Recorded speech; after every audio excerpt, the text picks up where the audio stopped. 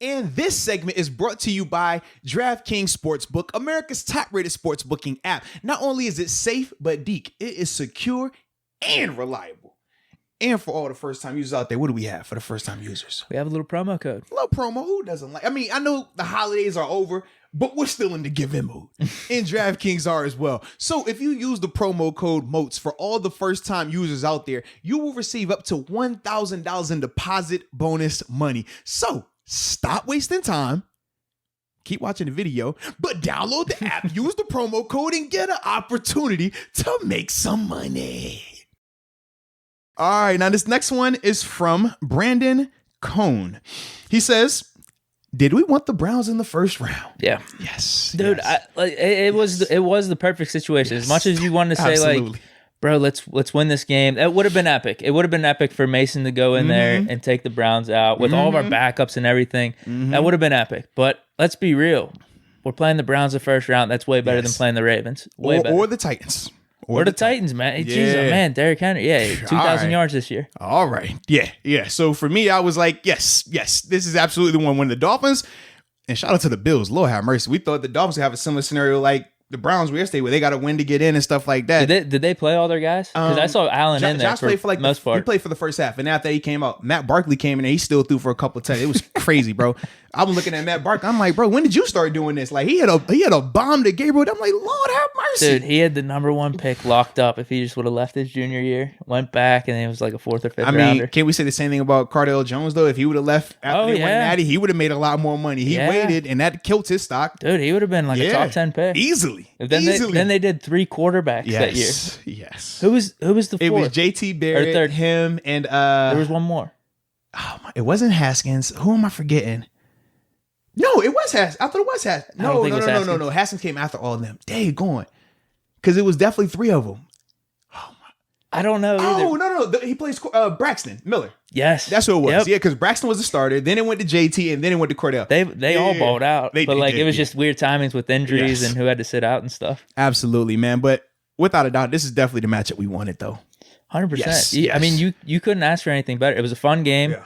Like Mason, there's probably a question about it, but I think Mason proved that, man, he could be at least the guy for the next 2 or 3 years in the backup position. He definitely looked good. Got that roster spot. Looked good. Fun game. Dobbs got some snaps. I think the defense, as much as in the first half, Chubb had that big run. They played hard, though. They did. Like shout out to the young guys, too, man. Highsmith, Elliott. Pups was out there. They were putting in work, man. We were playing with house money, and I just thought it was a fun game, and now we got a good first-round matchup. Absolutely, because I said, when I looked at the matchup, I said, we got a great matchup. Bills, they got a good matchup. I said Titans and Ravens. I'm glad they get to go beat each other. They're kind of like the brawler of the bunch, and they just want to make it nasty. Y'all go knock each other out over there. Let us handle what we do over here. We'll come see y'all, whoever survives that. Dude, these AFC matchups this first round are crazy. Oh, man. Dude. At the end of the day, it worked out for us, though. It did. Oh, because we got them what we wanted. Let's not complain too much. Yes, because I was like, it could have been the other way, and then Mason comes back, and we win, and they're like, oh, hey, your reward. Baltimore. You're like, all right. Not saying we're not scared of them. I mean, and that's the thing. It's like, we're not saying that we fear them. It's chess. You're just trying to play chess. What gives us the best chance here? Because at this point, it's not about style points. It's not about, you got to beat the toughest teams to get respect. No. Playoff time, you want the easiest, shortest road to the Super Bowl. That's it. If that's the case, who cares about the first round bye? No. You want the easy road come playoffs. So trust me, we're not tripping, baby. We're not tripping.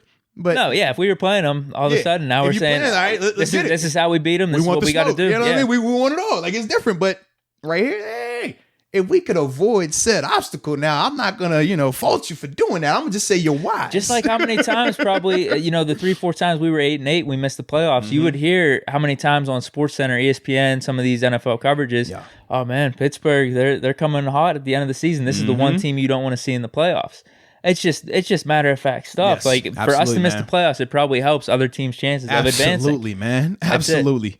And not only that, I mean, just think about how physical that Ravens. Because people are saying that about Ravens right now. They're like, you don't want to be playing the Ravens. No question. But you think about how physical that game is going to be between Ravens and Titans.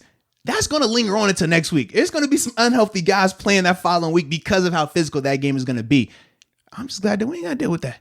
We would much rather be a lot healthier and feeling a lot better going into that following week versus having to go through that type of slugfest of a match. Not saying that we can't win them. We definitely can. We've already beat those teams as well. But it's a different level that you're going to have to go to get up out of that. And we don't need that right now. We're good. We're good. Let's keep the good times rolling. Keep them rolling. It's the Alejandro Hernandez. Do you think the Browns winning do you think them winning and letting them play us in the first round is going to come back to bite us? He's talking about the Browns in this scenario. No. Because I don't think we were tanking the game. Nah. We were trying to win. We were just being smart. Funny thing was this. I was a little surprised at a couple of things. Number one, in terms of the players that we kept out, in terms of Ben, TJ, Cam, right? And it looked like, okay, you're going to keep out the usual guys. But then fourth quarter, I'm like, that's Minkah Fitzpatrick still out there. Like, Minkah was definitely still out there. With all our receivers, like, all the receivers. I say, man, James Conner. Everyone was out there minus the couple 4 or 5 people. And I was like, yo, this is crazy. So, yeah, we were definitely competing. And that's the other thing that I had to keep, talking about earlier today, too, the whole JV narrative. I'm like, we weren't really a JV team. Like, we didn't have our quarterback. So it's the difference between, like, having our full strength, which when you talk about us at full strength, Ben, TJ, and Cam are 3 major pieces that aren't out there, without a doubt. It's not even a debate. But to say it's a JV team, we didn't put out a JV team. Man, when you think about the receivers, the O-line, the secondary, the linebackers we had out there, Vince Williams played the first half with Avery Williamson. Like, we had guys out there. It wasn't like the Baltimore scenario where they're just putting whoever out there, or the Niners when they had to play, or the Broncos when they're out there, all these different, no quarterback. It wasn't that type of scenario. But that's why for me, I still appreciated and respected what they did, number one, in getting the win, but more so what we did, because when you talk about those 3 guys, if we take the top 3 players off of the Browns team and tell them to go out there and play, I don't think they have the type of game that we had. So it's a true testament to us as a whole. But like I said, for the Browns, I was like, people use it to kind of like cut their legs off. And I'm like, man, we could give them that.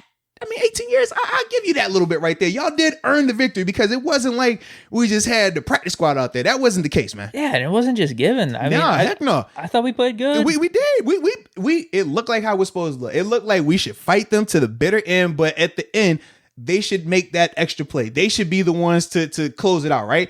And for the people that were that were in Cleveland and stuff like that, they said you could feel it, man. They were getting nervous. They was looking around. Oh, you could definitely tell. See it. They got tight. The Claypool touchdown. Yes, they started looking around. Yes. So for me, I said, man, that went best case scenario for us, because we didn't want to get the win because of the things we talked about in terms of that first round matchup. But we wanted to see the guys play well. We wanted to see them compete. We wanted to see Deontay, Claypool, and Juju. Think about the confidence they're about to have going into this next game. If they carve those guys up with Mason at quarterback, imagine how they're feeling right now, knowing they're going to have 7 this week. Just think about that. Imagine if you're Alex Highsmith and you beat Jedrick Wills twice. Now, 1, you got the sack on, but you didn't even get the sack on the good rush. His awesome rush, he had an inside spin. 2, he got the sack on that.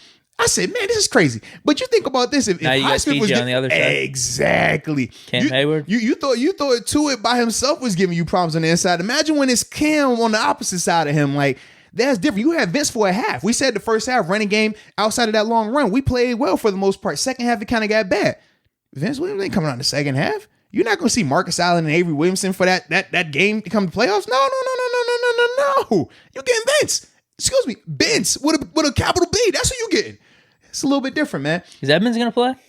We don't know right now. Damn, what happened? Nobody knows. I'm still trying to figure out. They've been so tight-lipped about what's going on. I'm just like, bro, I don't know. I don't know what happened to him. It surprised all of us, because we were like, if anything, the safety would be Minkah. We were like, whoa, Edmonds, like, what is this? Yeah, so I don't know right now, man. They said it wasn't just like rest. They said injury. Yeah, he said injury. So that's why I was like, I don't know, because he was definitely ruled as injury. Cam, TJ, Ben were ruled as like the air mail. I'm sending these guys to the playoffs. So yeah, I don't know, man. I do not know what's going on with them, bro. Yeah, because I didn't feel like there was any like malintent with how we operated this week at all. No, it was good. We have our spot locked up. We're really not going to change it all unless Buffalo loses. So we're gonna put out our guys because we don't do the whole we're gonna try to handpick. I don't know if any team does that, but especially not us. Not us. With Tomlin, he's like, I don't. We play who we play. Yeah, absolutely. Like I said, it worked out for us, but you just play who you play. Like if you start ducking and dodging, man, what ends up happening is you're so afraid of one team that you'll get the team that you quote unquote wanted, and then you'll let down a little bit. Yeah. You're not going to prepare the same because you don't have that fear. Sometimes you make your best things happen when you're scared. That fight or flight mentality, man, that it will really show you who you really are in some of those moments. But yeah, the Steelers, they never ducking teams. And that's the thing we say. Like, we're not scared of Baltimore or Tennessee. It's just like, man, when we're talking about advance to a Super Bowl, though, it's drastically different than trying to get respect in a regular season. Respect in a regular season, you want the tough teams, right? We talked about, man, yeah, all right, we beat them. Cool. All right, bet. Yeah, we beat them. Put a respect on our name. Playoff time, I don't care about none of that. Man, you can give me the softest of the softest. I don't care. That championship's still going to say championship on it. Oh, it's Mickey Mouse. It's asterisk. You call it whatever you want to call it. As long as you shine my ring, that's all I care about. Period. That's how I feel, man. So, yeah, man, I don't think, though, that this helps the Browns. And if anything, I think they are a lot more nervous.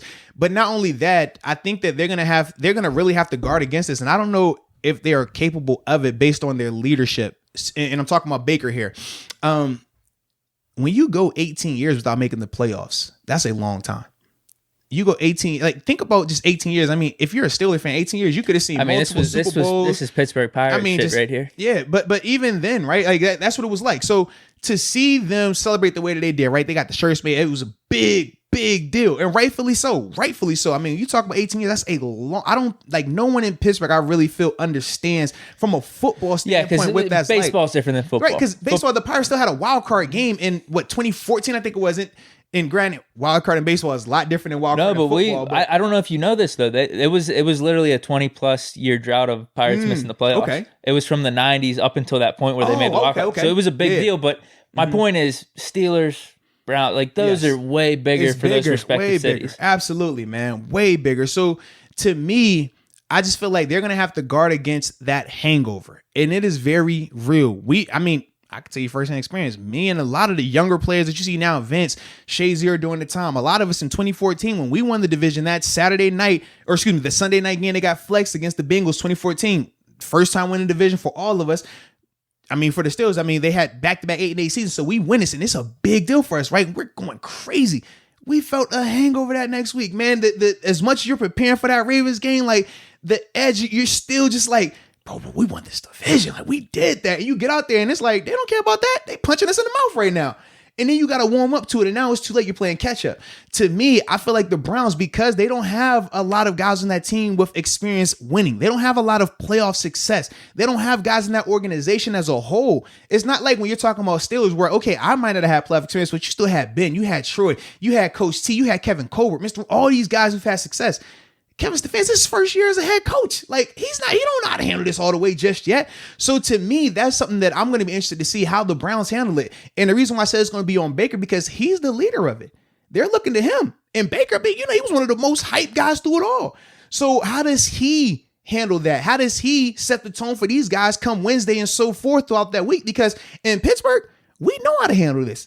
This isn't new to us. This isn't foreign to us. These guys on this team, a lot of these guys have already been to the playoffs. A lot of these guys have already tasted what it's like. They've tasted defeat there as well. You think about TJ. TJ's first playoff experience was losing to the Jaguars, right? So he tasted a little bit. We've had some guys on that team that know what that feels like, and they're going to be able to convey that. They're going to be fine. Cleveland, that's going to be the real one. How do they handle it? I don't know. I think that they choke in the moment because you saw them. Absolutely. Like, this is going to be the biggest game that they've had. Absolutely. This is going to be major. So, yeah, I'm excited for us.